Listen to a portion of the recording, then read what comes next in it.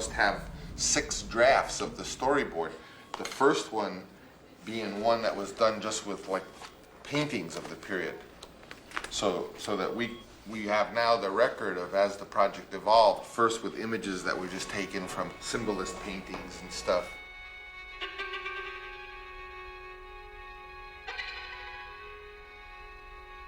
But now what I'm doing is I'm looking at one of these early versions that had just some imagery that kind of I don't want to lose.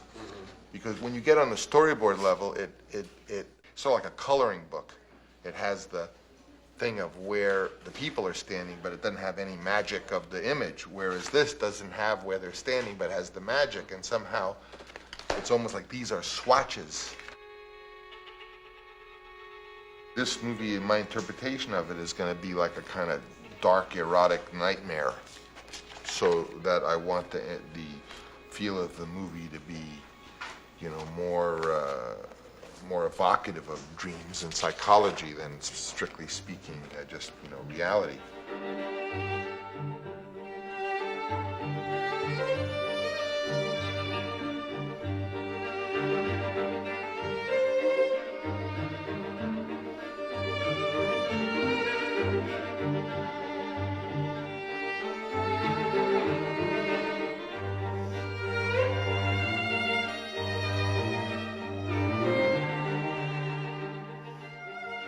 There was a book called Dreamers of Decadence that has a lot of imagery that we referenced and were inspired by. In particular, work by Klimt, and that shows up, obviously, with a lot of the wardrobe. These artistic movements influenced and informed the ways that we had of thinking about the imagery that we were using. So it was almost as if he was saying, don't just use these as visual references, become one of these artists. Try to think the way that these guys thought, and let's apply that to the imagery that we're going to use in the film.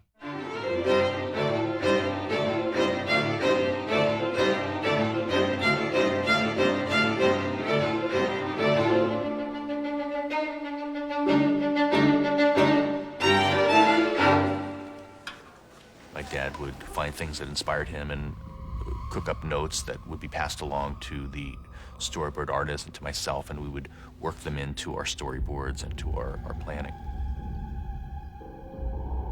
There was a painting by an artist named Kupka, an image of a sort of a form that has this kind of epic quality that was a point of inspiration for the castle, and it was very elusive to get that right castle image. It came together with the help of Peter Ramsey, the illustrator, to really define it, and Matt World did many of those shots that had the castle, and they kind of nailed that weird, iconic look that it has.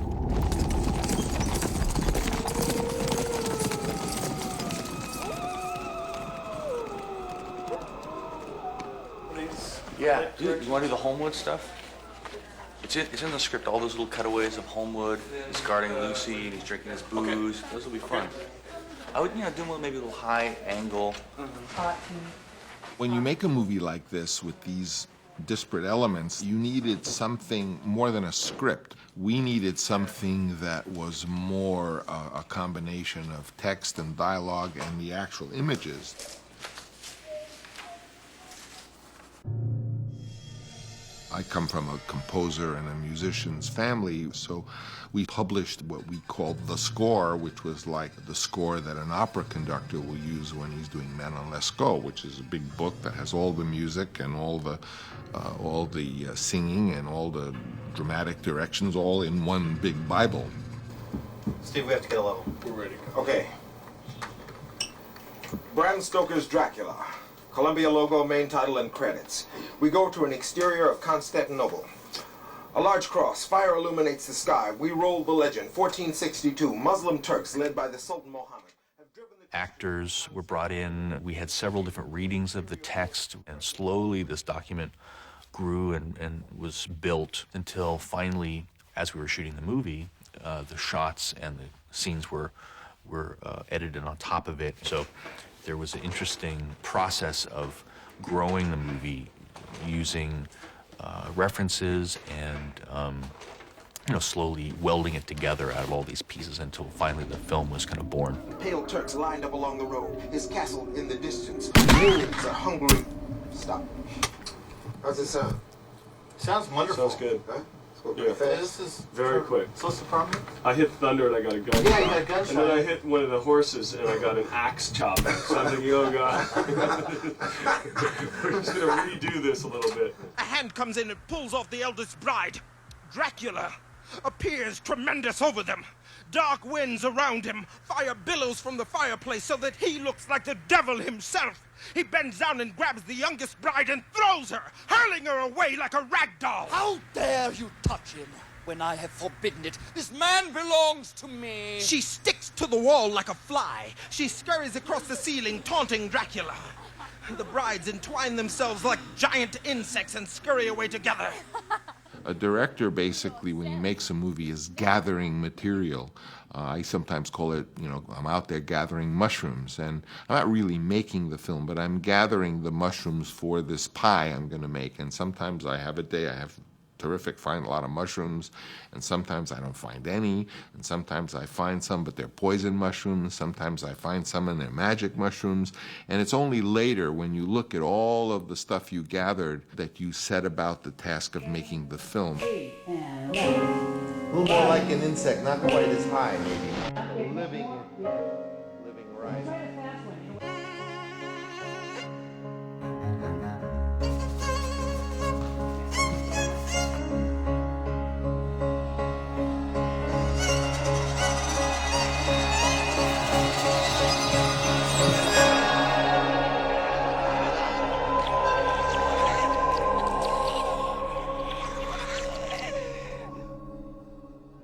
Francis was always asking for ideas, more ideas. Give me the wildest, most far-out things you can.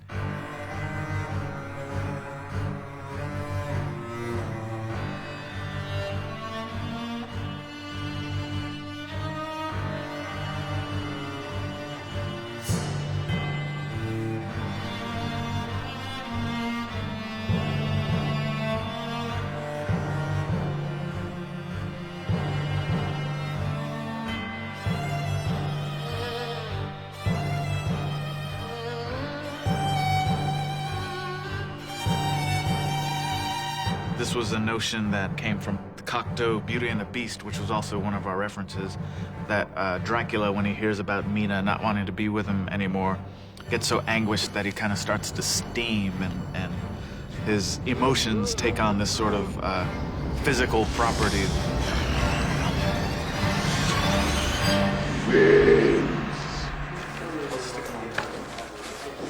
I would flip them and then, rather than having sit right next to each other, just bring him around Slightly a little. facing. And then slightly facing, and then it would sort of cheat to that. Okay. No problem. We're always looking for connections. With a visual layered montage, certain shapes echo one another. So you have a shape of a glass, and that's a circle if it's seen from above, and then naturally you think of what else is circular, and an eyeball is circular, so you put those two things together. And those are all ideas that just came about in the process of boarding and looking for little connections that you can weave together.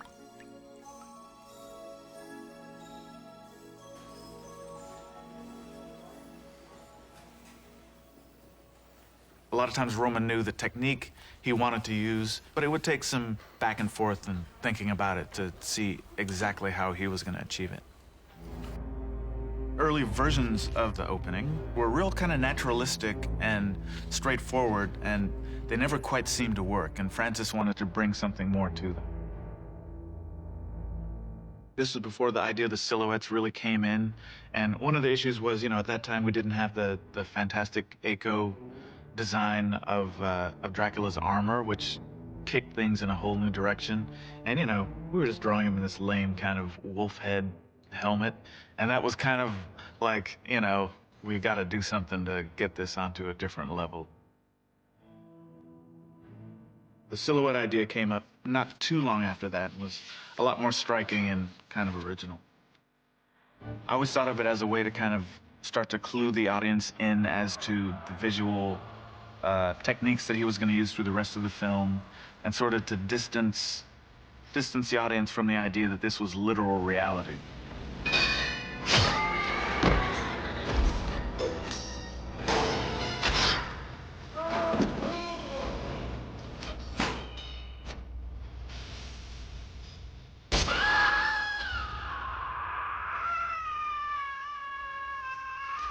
The warrior prince is surrounded by his men.